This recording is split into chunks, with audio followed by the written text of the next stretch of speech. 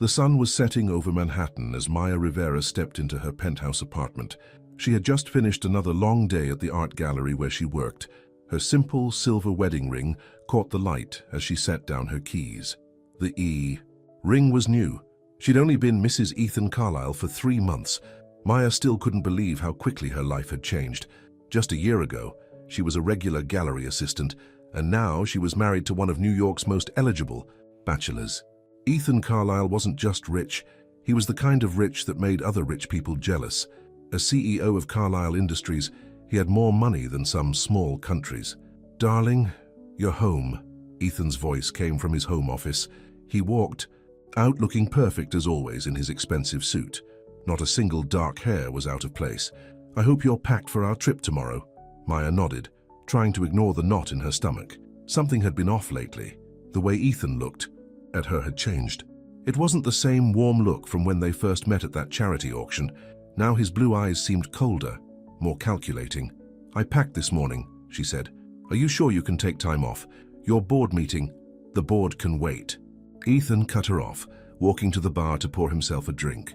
"I want to show my beautiful wife the mountain cabin I told you about. Just us, nature, and no distractions." Maya forced a smile. She should have been excited about a romantic getaway with her husband. Instead, she felt uneasy. Last week, she had overheard Ethan arguing on the phone about insurance policies. When she asked him about it, he dismissed her concerns and changed the subject. That night, as Maya lay awake in their king-sized bed, she thought about how different Ethan was from the man she'd fallen in love with. Back then, he had seemed so charming, so attentive.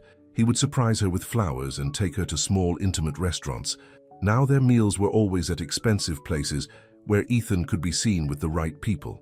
"Maybe I'm just being paranoid," Maya whispered to herself. But she couldn't shake the feeling that something was very wrong.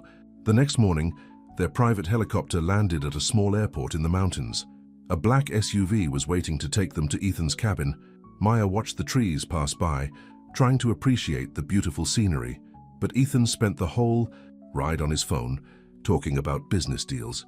The cabin turned out to be more like a luxury lodge. It had floor-to-ceiling windows and modern furniture that probably cost more than Maya used to make in a year. Everything about it was perfect. Too perfect. "How about that hike you promised?" Maya asked after they unpacked. She hoped some time in nature might help them reconnect. "Of course, darling." Ethan smiled, but it didn't reach his eyes. "I know just the trail. The view at the top is breathtaking." As they started up the trail, Maya noticed Ethan checking his phone's signal strength. He seemed nervous, which wasn't like him at all. The trail got steeper and Maya had to concentrate on her footing. "Just a little further," Ethan said, leading her toward a cliff edge. "The view from here is amazing." Maya stepped closer to look, keeping a safe distance from the edge. That's when she felt Ethan's hands on her back. Before she could react, he pushed hard. Time seemed to slow down as Maya fell. She heard Ethan's voice, calm and cold. "Goodbye, darling. Thanks for signing those insurance papers." The world went black. Hours later, Maya woke up in excruciating pain. She had somehow landed on a ledge partway down the cliff. Her leg was definitely broken, and everything hurt. Night was falling, and the temperature was dropping fast. "Help!" she tried to call out, but her voice was weak. "Somebody help me." As consciousness faded again, Maya heard what sounded like footsteps and a man's voice calling out. Then everything went dark. When Maya opened her eyes again, she was in a warm bed. The room was simple but cozy, with wood walls and a window showing pine trees outside. A man with kind brown eyes was checking her bandages. "You're safe now," he said in a gentle voice. "I'm Noah Green. I found you on the trail. You've been out for 2 days." Maya tried to speak, but her throat was too dry. Noah helped her take a sip of water. "The police?" she managed to ask. "They've been looking," Noah said, "but there's no sign of your husband. He reported you missing, claimed you wandered off the trail alone. He's already back in New York." Maya closed her eyes, tears running down her face. The man she had trusted, the man she had married, had tried to kill her, and now he thought he had succeeded. "You don't have to tell me what happened," Noah said softly, "but you're welcome to stay here as long as you need to heal. I'm a trained paramedic, and the nearest hospital is too far with these roads." For the first time since she woke up, Maya felt safe. Maybe it was the warmth in Noah's eyes or the gentle way he tended to her injuries. Whatever it was, she knew this stranger was someone she could trust. "Thank you," she whispered, and meant it with all her heart. What Maya didn't know then was that this terrible day would lead her to the kind of love she had always dreamed of. Real love, not the fancy fairy tale that had turned into a nightmare.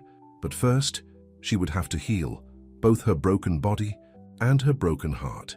And somewhere in New York, Ethan Carlisle was about to learn that some things are more powerful than money, like love, truth, and karma. The mountain winter settled in as Maya slowly recovered in Noah's cabin. Her broken leg was healing, but the betrayal in her heart still felt fresh. Every morning she would sit by the window, watching the snow fall while Noah made them breakfast.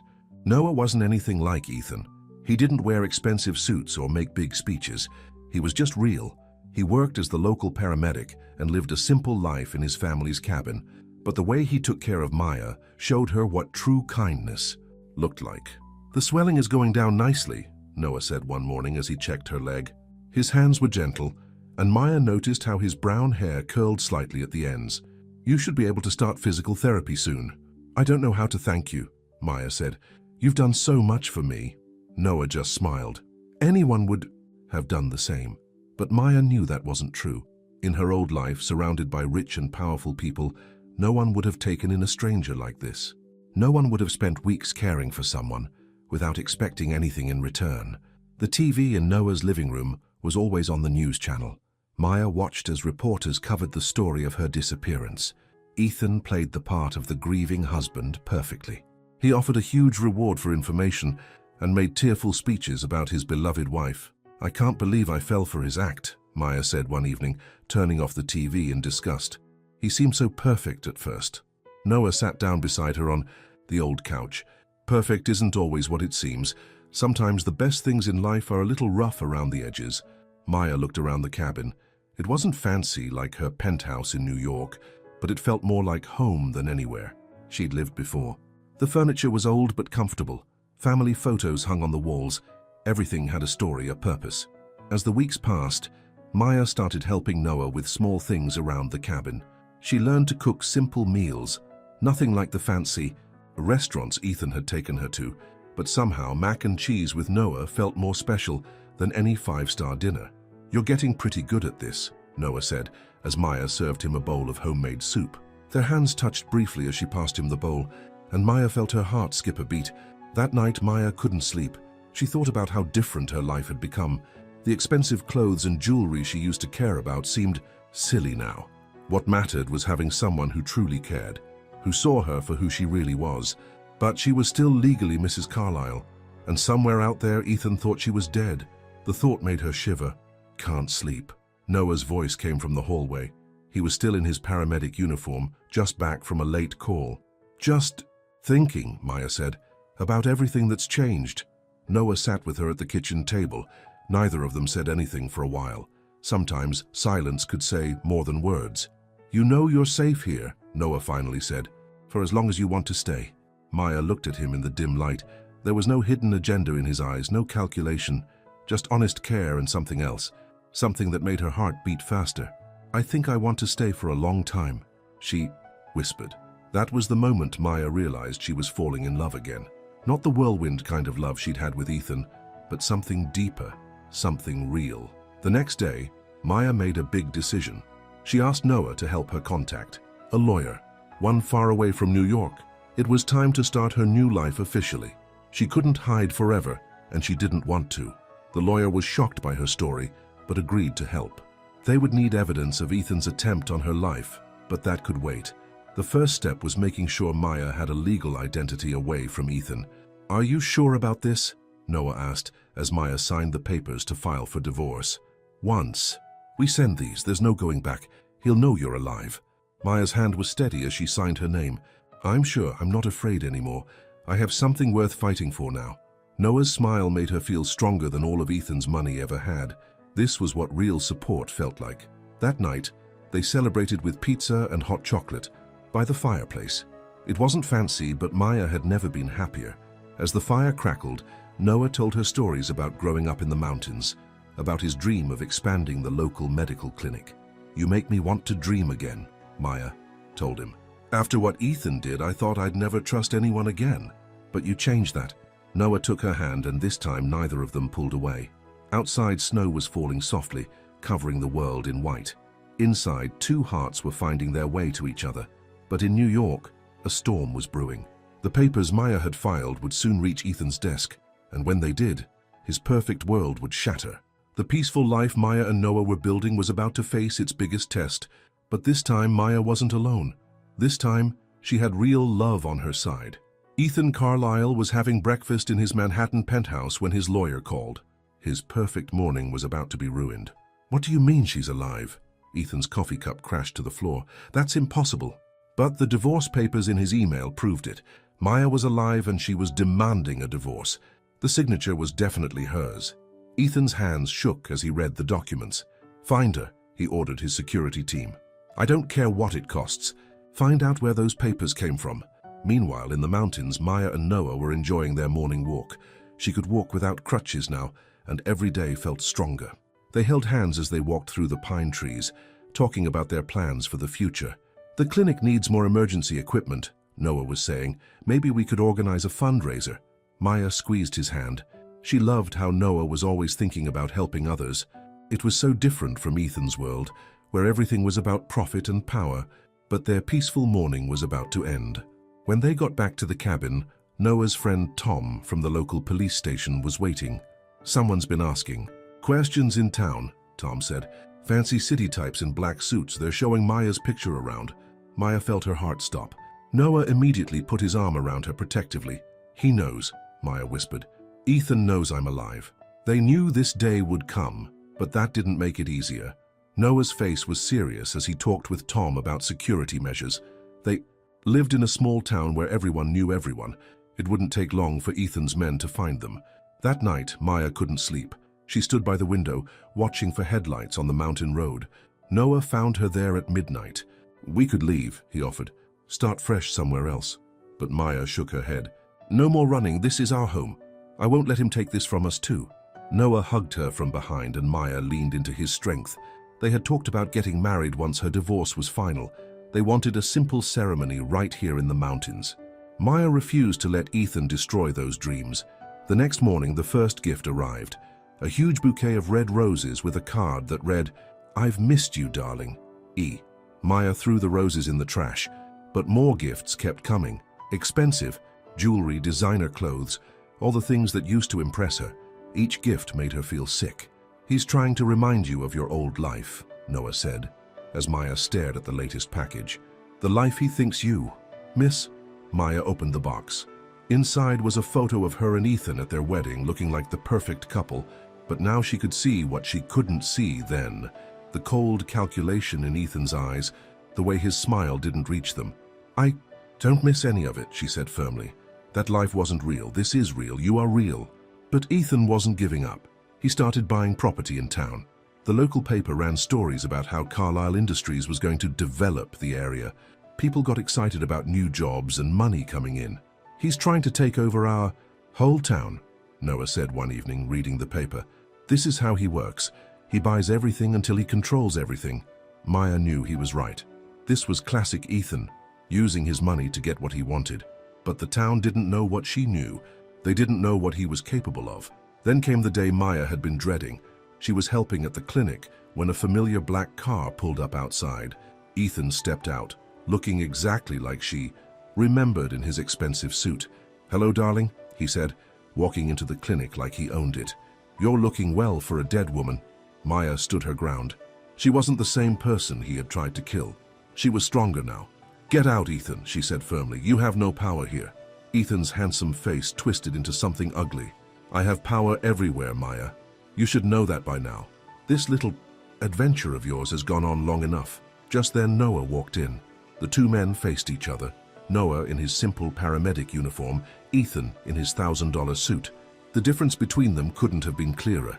"Is there a problem here?" Noah asked, his voice calm but firm. Ethan's laugh was cold. "Oh, I see. This is what you left me for. How quaint. Well, enjoy it while it lasts, darling. Things are about to change in this little town." As Ethan walked out, Maya felt Noah's hand take hers. She was shaking, but not from fear. She was angry. angry that Ethan thought he could just walk back into her life, angry that he was threatening her. New home. He won't stop, Maya said. He'll keep coming until he destroys everything. Noah's face was determined. Then we'll stop him. Together. This town isn't for sale, and neither are you. That night, as they sat on their porch watching the stars, Maya and Noah made plans. They wouldn't let Ethan win. They had truth on their side, and in a small town like this, truth was stronger than money. But Ethan had only shown them the beginning of what he could do. The real battle was just starting, and it would test their love in ways they never expected. Things changed quickly in town after Ethan's visit. First, the bank suddenly called in Noah's clinic loan.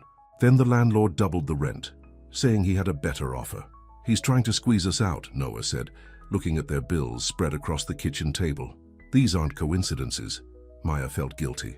Her past had brought this trouble to Noah's door. But when she said this out loud, Noah just pulled her close. Don't you dare blame yourself, he said. Ethan's the only one to blame here. The town was divided. Some people were excited about Ethan's promises of development and jobs. Others, like Tom from the police station, didn't trust the smooth-talking city businessman. One morning, Maya found Sarah, the grocery store owner, crying. Ethan's company had bought the building, and they weren't renewing her lease. The store had been in her family for 3 generations. This has to stop, Maya said that night. We need to tell people the truth about Ethan. But the next day, a reporter from the local paper came to interview Maya. Instead of listening to her story, she asked about Maya's wild accusations against her devoted husband. The reporter had photos of Maya and Noah together, suggesting she was a cheating wife who had faked her death. Ethan got to the paper too, Noah said, throwing the newspaper in the trash. The headline read, "Runaway wife lives secret life while husband grieves."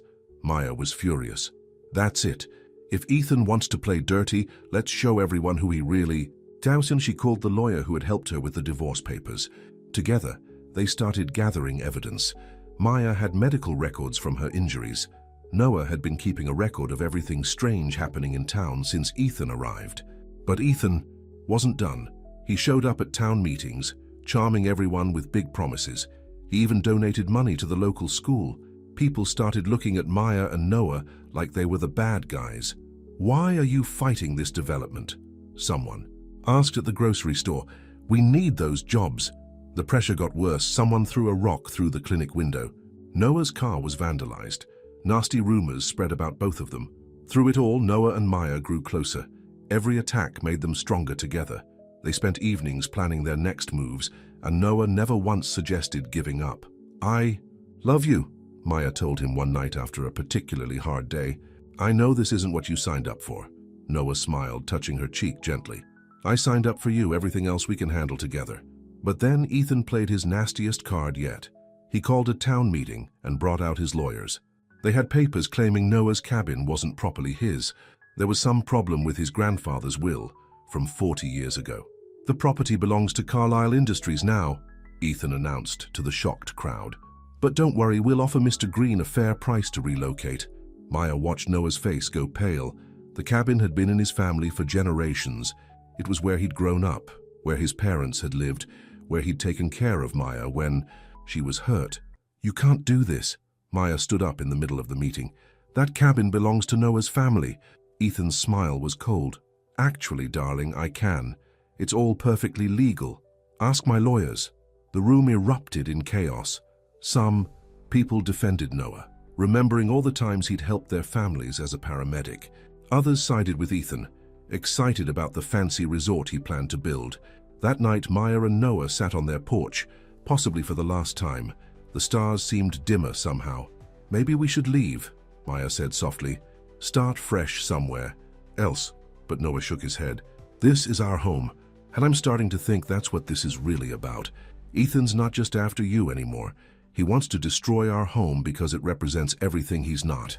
Maya realized Noah was right. Their simple, honest life was a slap in the face to everything Ethan believed in. He couldn't stand that Maya had chosen this over his world of money and power. Then we fight, Maya said firmly, but not Ethan's way, our way. They stayed up late, making phone calls. Maya reached out to old friends from her gallery days who knew things about Ethan's business practices. Noah called other small towns where Carlisle Industries had developed the area. What they discovered made them realize this was bigger than just their story. Ethan had done this before, buying towns, destroying lives, all for profit. But no one had ever stood up to him successfully. Until now, Maya said, her voice stronger than ever. We're going to be the ones who stop him. But they had no idea that Ethan was about to play his final, most dangerous card. He wasn't just going to try to take their home, he was going to try to destroy everything they had built together. And the whole town was about to learn exactly what kind of man Ethan Carlisle really was. The morning after the town meeting, Maya woke up to her phone ringing. It was Linda, an old friend from her gallery days in New York. Maya, you need to be careful. Linda's voice was shaking. I've been doing some digging like you asked. Ethan's first wife didn't die in an accident like everyone thinks. Maya sat up straight in bed. What do you mean? She disappeared during a skiing trip, just like you were supposed to. Maya, I think you weren't his first attempt. Noah found Maya crying in the kitchen. When she told him what Linda had said, his face went dark with anger. We need to find her family, he said. They deserve to know the truth. But they weren't the only ones uncovering secrets. Tom, the police officer, came by with more news. He'd been looking into Carlisle Industries' other development projects. 3 other small towns, Tom said, spreading photos on their table. All bought up by Ethan's company, all promised big developments, but look what happened. The photos showed empty buildings and closed stores. Once Ethan's company took over, they stripped everything valuable and left. The towns were now ghost towns. He's not planning to build anything here, Maya realized. He just wants to destroy what we have. That afternoon, Sarah from the grocery store came running to the clinic. She was carrying old papers she'd found in her store's basement. Look at this, she said, pointing to a yellow document. 30 years ago, someone found gold in the mountains near here, but the report was buried. I bet that's what Ethan's really after. The pieces started falling into place. This wasn't just about Maya anymore.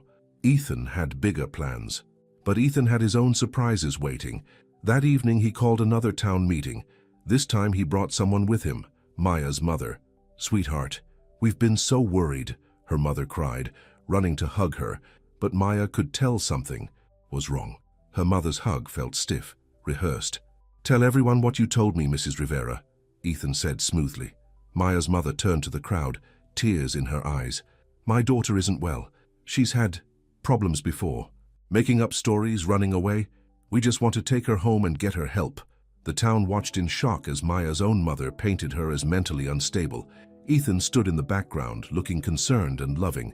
You paid her, didn't you? Maya faced Ethan after the meeting. How much did it cost to buy my own mother?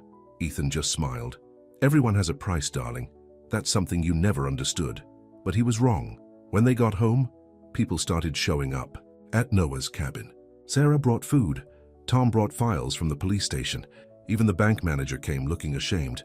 Ethan offered me a lot of money to call in your loan, he admitted to Noah. But my wife reminded me that you saved our son's life last year.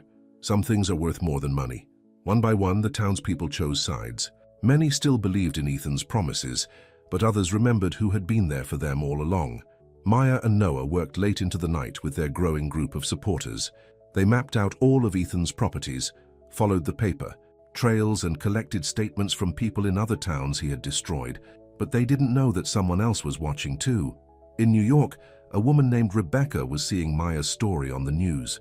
She recognized Ethan and the pattern. That's the man who killed my sister, she whispered, looking at his photo, and I can finally prove it. Rebecca booked a flight to the small mountain town. After 15 years of searching for the truth about her sister's death, she finally had hope. Meanwhile, Maya discovered something in the clinic's old records. Years ago, there had been a suspicious death on the same mountain trail where Ethan had tried to kill her. The victim's name was familiar. It was Ethan's first wife. The clinic treated her before she died, Maya told Noah. She tried to tell someone what Ethan did, but nobody believed her. Noah held Maya close. They'll believe us. We have proof now. But that night, they woke to smoke filling the cabin. Someone had set fire to their home. As they rushed outside, Maya saw a figure watching from the trees. It wasn't Ethan. It was someone who worked for him, someone who knew all his secrets. The whole town came out to help fight the fire. Even people who had believed Ethan's lies couldn't ignore this kind of violence. As they watched their home burn, Noah took Maya's hand. He's getting desperate. That means we're close to the truth. Maya squeezed his hand back. The truth is coming whether he's ready or not. They didn't know it yet, but Rebecca's plane had just landed, and she was carrying the final piece of evidence they needed to bring Ethan down. The small mountain town was about to become the center of a story bigger than anyone had imagined. A story of murder, greed, and secrets that had been buried for far too long. The morning after the fire, Maya and Noah were staying at Sarah's house when a stranger walked into the grocery store. She had dark hair and sad eyes that had seen too much pain. "I'm Rebecca Martinez," she said, "and I think my sister was Ethan's first victim." Maya felt her heart stop. This was the woman she'd been trying to find, the sister of Ethan's first wife. Rebecca spread old photos on Sarah's kitchen table.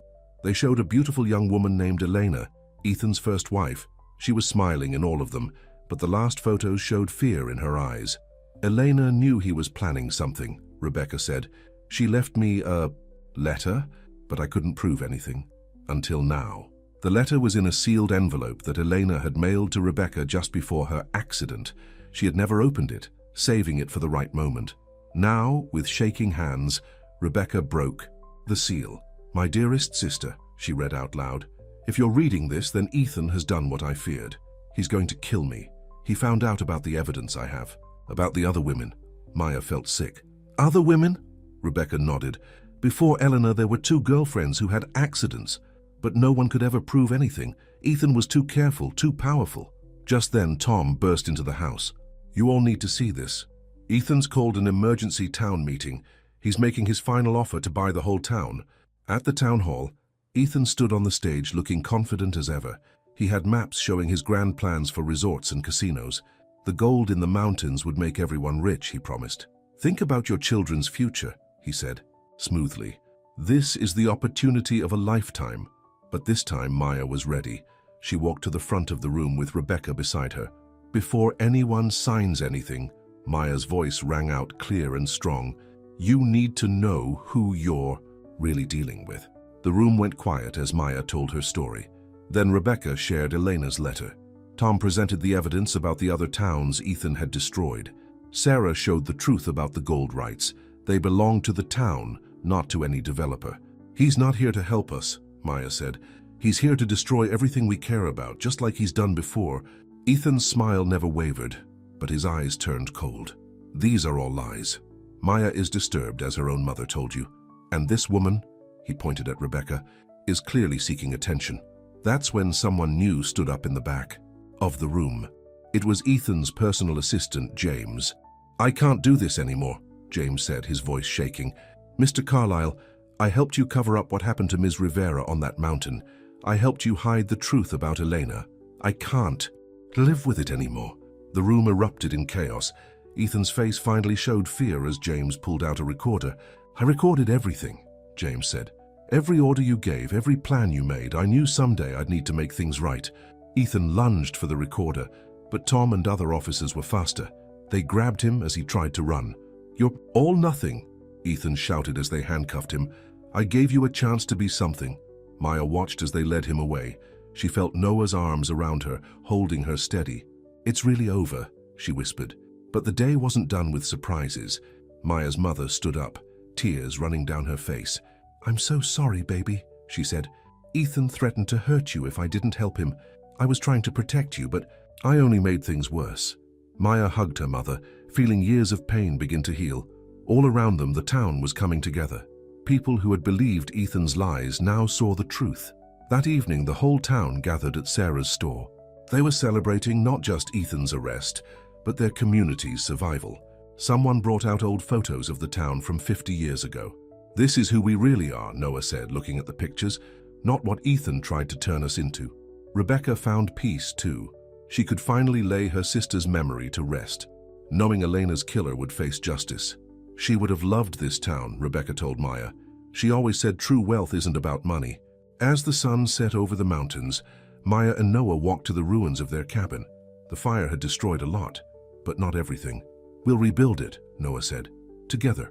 Maya smiled, touching her engagement ring, a simple band that meant more than all the diamonds Ethan had ever given her.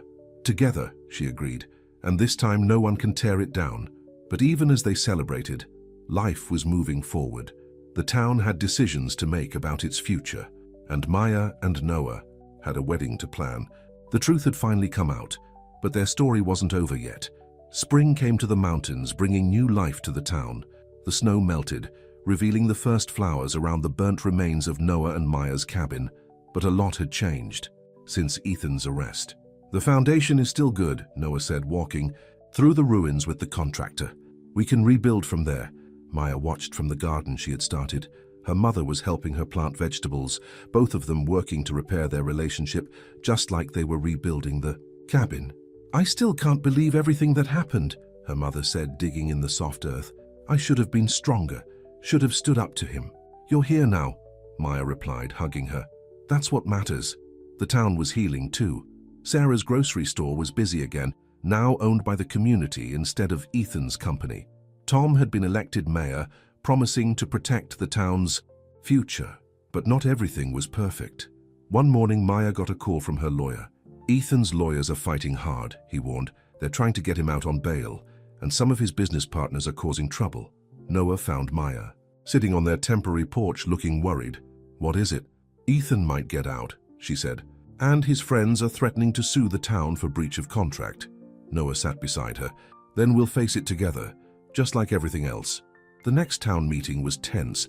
Some people worried they'd made a mistake turning down Ethan's money. Jobs were still hard to find, and the town needed repairs they couldn't afford. "Maybe we should have taken the deal," someone said. "At least we'd have jobs." That's when Rebecca stood up. Since helping expose Ethan, she had stayed in town, finding a home among its people. "I have an idea," she said. "My sister Eleanor left me her inheritance. What if we used it to help the town? Not to build casinos, but to create something that helps everyone." Her idea was simple but perfect. A mountain resort that the town would own together. Small cabins instead of huge hotels. Local businesses instead of chain stores. A place that kept their town's heart, while bringing in visitors who would appreciate its beauty. "Elena would have loved that," Maya said, squeezing Rebecca's hand. The whole town got involved in the planning. Sarah organized food for the workers. Tom helped with permits. Maya's mother used her business experience to help with the finances, but their peace was interrupted when Maya spotted a familiar black car driving through town. It was James, Ethan's former assistant. "Don't worry," he said when they confronted him. "I'm here to help. Ethan's partners are planning something big, something that could hurt the town even with him in jail." That night, Maya couldn't sleep. She went outside and found Noah already on the porch, looking at the stars. "Sometimes I miss how simple things were when I first found you on that mountain," he said. "But then I remember, nothing worth having comes easy." Maya leaned against him. "Do you ever regret getting involved in all this?" "Your life was peaceful before me." Noah turned to her, his eyes serious. "My life was quiet, not peaceful. There's a difference.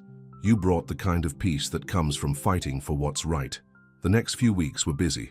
The town worked together on Rebecca's resort plan, while Maya and Noah split their time between rebuilding their cabin and preparing for their wedding. "Nothing fancy," Maya had insisted. "Just us and the people we love." But the town had other ideas. Everyone wanted to help with the wedding. Sarah was baking the cake. Tom's wife was making the dress. The whole town was treating it like their own celebration. "Because it is," Rebecca explained when Maya protested. "Your love story gave this town its strength back." Then came the morning they'd been dreading. Maya's lawyer called. Ethan had made bail. "He can't come near you," the lawyer assured her. "The restraining order is very clear." But Maya knew Ethan. Paper barriers wouldn't stop him if he really wanted revenge. That same day, James brought more bad news. Ethan's business partners were trying to prove the town had violated contracts. They wanted millions in damages. They could bankrupt the whole town, James warned, and then buy it anyway. Maya felt the old fear trying to creep back. But when she looked at Noah at their half-built cabin, at the town working together on Rebecca's resort, she found her strength. "No," she said firmly. "We didn't come this far to lose now. If Ethan and his friends want to fight, we'll give them one." Noah smiled, recognizing the fire in her eyes. It was the same fire that had helped her survive on that mountain, the same strength that had brought their town together.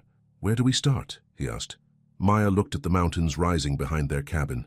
The same mountains that had almost killed her had also given her a new life, a true love, and a real home.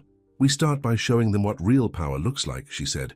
Not money or threats, but people standing together. The battle for their town wasn't over, but this time they were ready. Dark clouds gathered over the mountains the day Ethan came back to town. He didn't come in a fancy car this time. He didn't make any speeches. He just showed up at Sarah's store, looking different than before. His expensive suit was gone, replaced by casual clothes, but his eyes were colder than ever. "Just getting some coffee," he said with a smile that made Sarah's blood run cold. "I'm allowed to be here. This is still a free country." Word spread fast. Within an hour, Maya and Noah knew Ethan was back. They were at the construction site of their new cabin when Tom brought the news. "He's staying at the old motel on the edge of town," Tom said. "Says he's here as a private citizen. We can't make him leave unless he breaks the law." Maya felt Noah's hand tighten around hers. "He's planning something," she said. "He wouldn't come back just to drink coffee." She was right. The next morning, a team of lawyers arrived in town. They called another town meeting, but this time they weren't making promises. They were making threats. "Carlisle Industries owns the rights to all road access to this valley," one lawyer announced. "Mr. Carlisle has decided to close these roads. For repairs indefinitely." The town exploded in anger. Without road access, their businesses would die. Rebecca's resort project would be impossible. They'd be cut off from the outside world. "He can't do this," Sarah shouted. "Those are public roads." But the lawyers had documents, lots of them. Old deeds and contracts that somehow gave Ethan's company control of the roads. "They're forgeries," James said after studying the papers. "But they're good ones. It would take months in court to prove it. Months they didn't have. Without roads, the town wouldn't last weeks." That night, Maya found her mother crying in their temporary kitchen. "This is my fault too," her mother said. "I signed some of those road contracts years ago when Ethan first started planning this. I didn't know what they really meant." Maya hugged her mother. "You couldn't have known. But maybe those signatures are our way to fight back." They worked through the night, Maya, her mother, James, and Rebecca, going through every contract, every deed, looking for mistakes. Meanwhile, Noah was dealing with another crisis. The construction crew building their cabin quit suddenly. Then the lumberyard cancelled their orders. One by one, every supplier in the area refused to work with them. "Ethan's threatening them," Noah realized, "telling them they'll never work again if they help us." But for every person Ethan scared away, someone else in town stepped up. Old Mr. Johnson offered trees from his land for lumber. Sarah's brother was a carpenter. Soon they had a volunteer construction crew. Ethan watched it all from his motel room. His next move was bigger. He called in favors at the state level, getting the town's water rights questioned. "First the roads, now the water," Tom said at an emergency meeting. "He's trying to choke us out." That's when Rebecca made a discovery in Elena's old papers. "Look at this," she said, pointing to a document. Elena found proof that Ethan's been forging documents. For years, she hid copies of the original deeds, the real ones, but getting those documents meant going to New York, to a safety deposit box Elena had rented before she died. "I'll go," Maya said. "No," Noah's voice was firm. "It's too dangerous. Ethan's waiting for a chance to get you alone." "That's exactly why it has to be me," Maya insisted. "He'll be watching you, watching Rebecca, but he thinks I'm too scared to leave town." They argued about it all night, but in the end, Noah knew she was right. The next morning, Maya left before dawn. Noah wanted to go with her, but they knew he needed to stay and help the town fight the water rights battle. What they didn't know was that Ethan had planned for this. He knew about Elena's safety deposit box. He'd been waiting years for someone to figure it out. Back in town, the water pressure started dropping. People's taps ran dry. Ethan's lawyers claimed it was just a technical problem that would be fixed once the town signed over all rights to Carlisle Industries. "He's not trying to buy the town anymore," Noah realized. "He's trying to destroy it. Make it so we have to leave." That's when Noah's phone rang. It was Maya, her voice shaking. "The box is empty," she said. "Ethan got here first. And Noah, I think I'm being followed." Noah's heart stopped. "Maya, get out of there now. Go straight to the airport." "I can't," she whispered. "They've got all the exits blocked. Ethan's men are everywhere." Suddenly, Maya gasped. The phone went dead. Noah grabbed his keys, ready to drive to New York that second. But before he could leave, Tom rushed in with more news. "The dam," he said out of breath. "Ethan's lawyers just filed papers to take control of the dam. If they shut it down, Noah looked at the mountains where their town's water supply sat behind the old dam. If Ethan got control of that, he could do more than just cut off their water. He could flood the entire town. Noah had never felt so torn in his life. Maya was in danger in New York, but their whole town was at risk too. He stared at his phone, trying to call Maya again and again. No answer. "Go," Tom said, understanding Noah's struggle. "We'll handle things here. Maya needs you." But before Noah could leave, his phone rang. It wasn't Maya, it was Rebecca. "I just talked to my contact at the bank in New York," she said quickly. Maya wasn't alone when she went to the safety deposit box. Someone was with her, James. Noah's blood ran cold. James had helped them expose Ethan, but what if that was part of the plan? What if he was still working for Ethan all along? In New York, Maya was locked in a conference room at Carlyle Industries headquarters. James stood by the door looking ashamed. "I'm sorry, Maya," he said. "Ethan gave me no choice. He has things on me, things that could put me in jail." "There's always a choice," Maya replied, thinking of how her mother had finally chosen to stand up to Ethan. The door opened. Ethan walked in, looking like his old self again in an expensive suit. "Darling," he said with his cold smile, "welcome home." Meanwhile, back in town, the situation at the dam was getting worse. Ethan's lawyers had somehow gotten emergency control. They claimed they needed to do urgent repairs. They're going to release the water, Tom realized, just enough to flood the lower valley, where most of the town is. Rebecca studied the dam plans. "We have maybe 3 hours before they can set everything up. Less if they don't care about doing it safely." Noah made his decision. He couldn't be in 2 places at once, but he wasn't alone anymore. He had a whole town behind him. "Rebecca, call every news station you can," he ordered. "Tom, get everyone to high ground, just in case." "I'm going to New York." But he wasn't going alone. Sarah's daughter worked as a flight attendant. Within minutes, she had him on the next flight to New York. Mr. Johnson's son was a cop in Manhattan. He'd be waiting at the airport. In New York, Maya was facing down Ethan. "You really think you can beat me?" Ethan laughed. "I own this city, just like I'll own your precious little town once the flood drives everyone out." But Maya wasn't the same woman he'd tried to kill on that mountain. She noticed things now, like how James's hands were shaking, how Ethan kept looking at his phone. "You're scared," she realized. "That's why you're rushing this. Something's coming, isn't it? Something even you can't stop." Ethan's smile slipped. Just then, his phone rang. His face went pale as he listened. "What do you mean, federal agents?" he snapped. "How did they—" Maya smiled. While everyone thought she was looking for Elena's documents, she'd actually been meeting with FBI agents. For weeks, she and James, the real James, had been gathering evidence about Ethan's crimes. "You're not the only one who can make plans," she said. Ethan grabbed her arm. "We're leaving now. If I'm going down, you're coming with me." But James finally found his courage. He stepped between them. "No more," he said. "I already sent everything to the FBI. All the real documents, all the recordings. It's over, Mr. Carlyle." Back in town, Rebecca's call to the news stations worked. Reporters were arriving to cover the story of a billionaire trying to flood a small town. Police cars surrounded the dam. Tom's phone rang. "The governor's office is calling. They're ordering Ethan's people away from the dam." But Ethan's lawyers weren't giving up. They had one last trick, a judge's order giving them control of the dam. They just needed Ethan to sign it. In New York, Ethan was dragging Maya toward the elevator when the FBI burst in. But he had one last surprise too. A helicopter was waiting on the roof.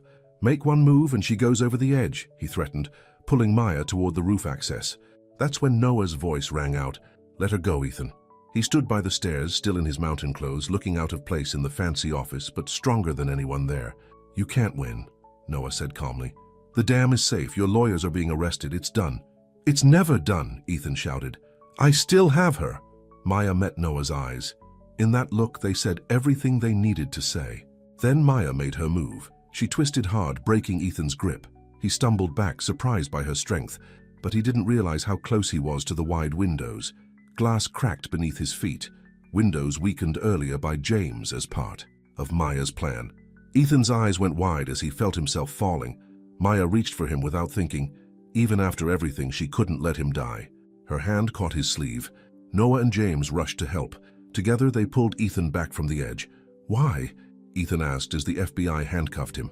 "Why save me when I tried to kill you?" Maya looked at Noah, thinking of everything their love had taught her. Because that's the difference between us, she said. You destroy things, we save them. As they led Ethan away, Maya's phone rang. It was Rebecca. The dam is secure, she said. And you'll never believe who showed up to help, your mother. She's the one who called the governor. Turns out she kept some evidence of her own from back when she worked with Ethan. Maya felt tears in her eyes as Noah held her close. Their town was safe. Their love had won. But the story wasn't quite over yet. They still had a wedding to plan, a cabin to finish, and a town to help rebuild. And this time, they would make sure their happiness was built on the strongest foundation. Of all truth and love, spring flowers covered the mountains on Maya and Noah's wedding day. Their rebuilt cabin stood proud and strong, surrounded by the whole town gathered to celebrate. It's perfect, Maya's mother said, helping her with the simple white dress that Tom's wife had made, not because it's fancy, but because it's real. Through the window, Maya could see Noah greeting guests in the garden. Sarah had turned the whole yard into a wonderland of wild mountain flowers. The townspeople had built wooden benches and an arch of pine branches for the ceremony. Rebecca stood nearby, holding Elena's old locket. My sister would have loved this, she said. Love winning over greed, good beating evil. The news about Ethan had been everywhere for weeks. His arrest, the federal charges, the evidence of years of crimes. But today, nobody was thinking about him. Today was about love. Ready? Maya's mother asked, tears in her eyes. Maya looked in the mirror. She saw someone stronger than the scared woman who had once thought diamonds and designer dresses meant love. Now she knew better. The ceremony was simple but beautiful. Tom performed it since he was mayor now. Sarah's kids scattered wildflowers down the path. The whole town watched as Maya and Noah said their vows under the pine arch. I found you on these mountains, Noah said, his voice full of emotion, and every day since then has been a gift. Maya squeezed his hands. You didn't just save my life. You showed me what love really means. After they kissed, the celebration began. Tables loaded with food lined the yard. Everyone in town had brought something. Sarah's famous chocolate cake, Mrs. Johnson's apple pies, food made with love, shared with friends. James was there too, finally at peace after telling the whole truth in court. He was starting a new job at the town's new resort, the one Rebecca had helped build. The first guests arrive next week, Rebecca announced during the party. Real, people coming to enjoy our mountains, not destroy them. Maya's mother had news too. I'm moving here, she said. The resort needs a business manager, and I need a fresh start. As the sun set, Noah led Maya away from the party. They walked up to their favorite spot, where they could see the whole valley. Look, he said, pointing to the lights twinkling on in town. Everything we saved, everything we built. Maya leaned against him. I was thinking about what Ethan said that day in New York, about how he owned the city. He never understood that the best things in life can't be owned. Noah kissed her softly. Like love, she agreed. Music drifted up from the party. They could hear laughter, see their friends and family dancing under strings of lights. The town had never looked more beautiful. What do you think about children? Maya asked suddenly. I mean someday. Noah's face lit up. I think our kids would love growing up here, learning the real values of life. Maya touched her stomach, smiling. How about in about 7 months? Noah's eyes went wide. Then, he picked her up and spun her around, both of them laughing with joy. Back at the party, they shared their news. The celebration got even louder. More hugs, more tears of happiness, more dreams of the future. Rebecca raised her glass for a toast. To Maya and Noah, she said, who taught us all that love is stronger than money, truth beats lies, and happy endings are possible if we believe in each other. Later that night, after the party was over, Maya and Noah sat on their new porch. The stars shone bright over their mountains. You know what I think? Maya said softly. All those fancy parties I used to go to with Ethan, all those expensive things, they were just empty sparkle. This is what glitters, this is gold. Noah pulled her close. Our love story had quite a few twists and turns. The best ones do, Maya said. But we got the perfect ending. Not an ending, Noah corrected her. A beginning. Inside the cabin, their wedding gifts sat unopened. Simple presents from people who loved them. Outside, the mountain air was sweet with pine and promise. Tomorrow they would start their new life together. There would be challenges, of course, a baby on the way, a town still healing, a resort to help run. But they weren't afraid. They had fought for their love and won.